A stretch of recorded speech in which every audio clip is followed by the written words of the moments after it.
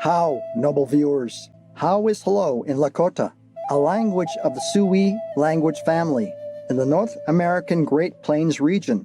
I'm Hota. The virtuous Lakota people wish you daily bliss from the awe-inspiring splendor of nature. May you always be in Mother Earth's favor. Chief Arvol Looking Horse is the 19th generation keeper of the sacred white buffalo calf pipe bundle for the Great Sioux Nation. He was bestowed with this immense honor at the age of 12, the youngest ever. Raised by his grandparents, Chief Arvol delved deeply into the culture and spirituality of the Lakota Nation. He also witnessed challenging times for his people. This, coupled with his sacred duty as spiritual leader for the Lakota, Dakota, and Nakota nations, inspired him to work for a profound change in the world towards peace and increased recognition of the indigenous people's beautiful way of life. Chief Arvol Looking Horse has spoken internationally, focusing on creating an energy of global unity and renewed stewardship of Mother Earth. Among his many harmonizing efforts are the establishment in 1996 of the annual World Peace and Prayer Day on June 21st, and his important book, White Buffalo Teachings. Chief Arvol Looking Horse's book, White Buffalo Teachings, shares ancient indigenous wisdom, prophecies, and warnings about this crucial time on our planet, a time that requires our clear and unwavering choice for a positive world change. Let us now read an excerpt from the eye-opening insights by the Honorable Chief Arvol Looking Horse.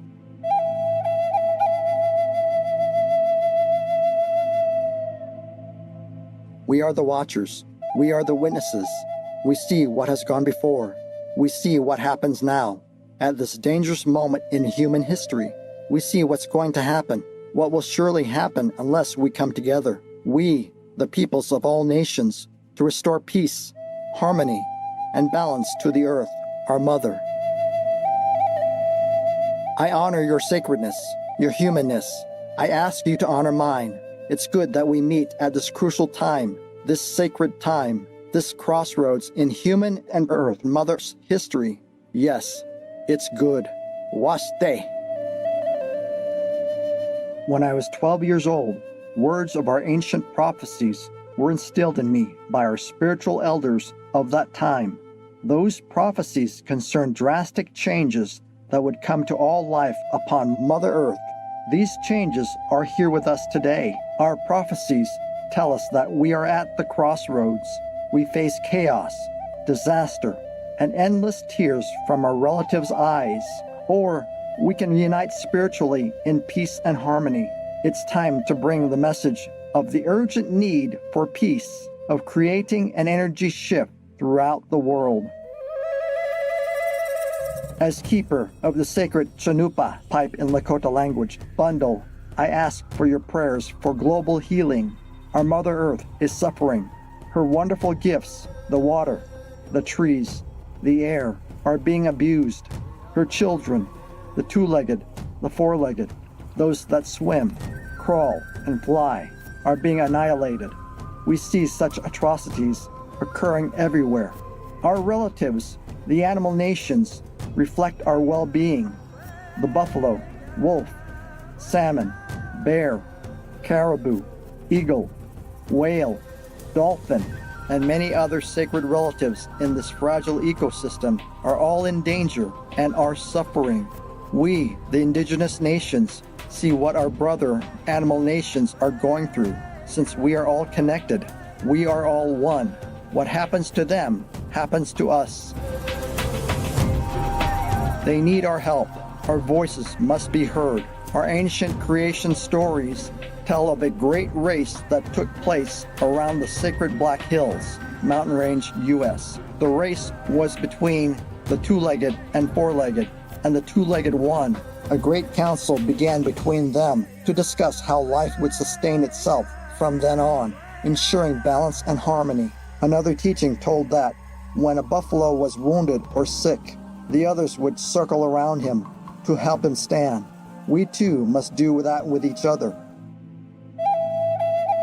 Many more animal nations came forward to share their connectedness with us, helping us to learn our way of life.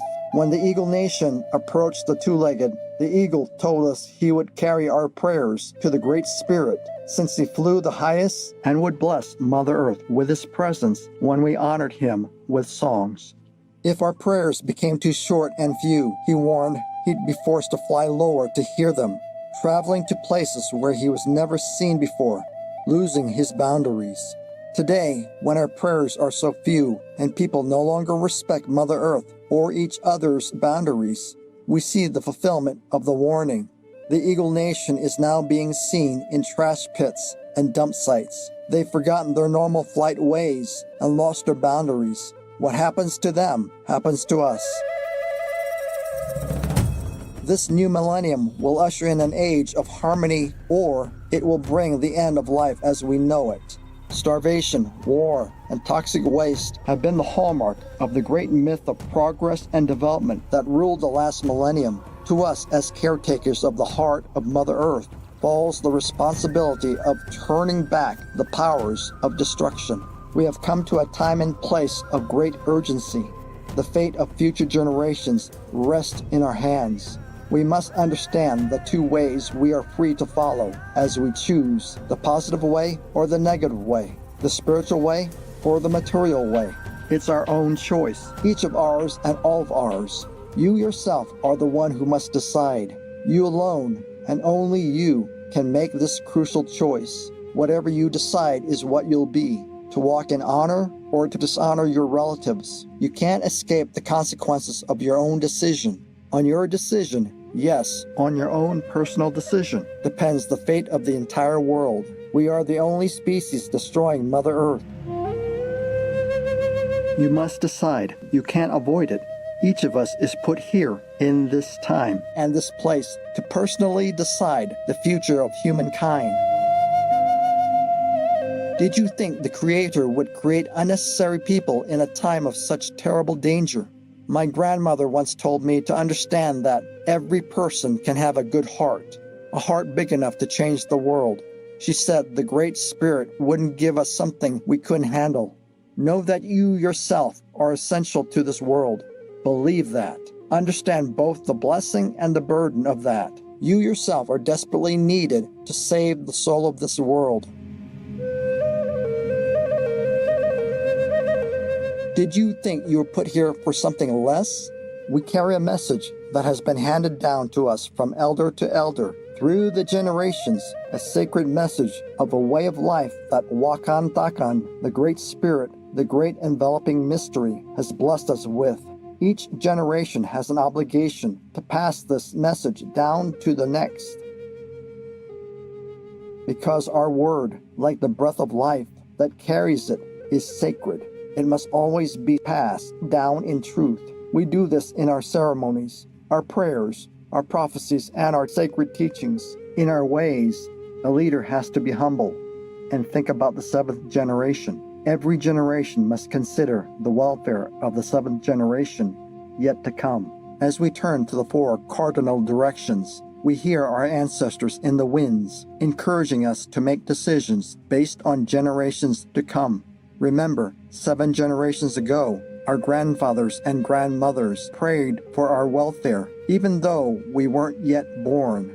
If they had forgotten those who were not yet born, if they had forgotten us, we wouldn't be here today.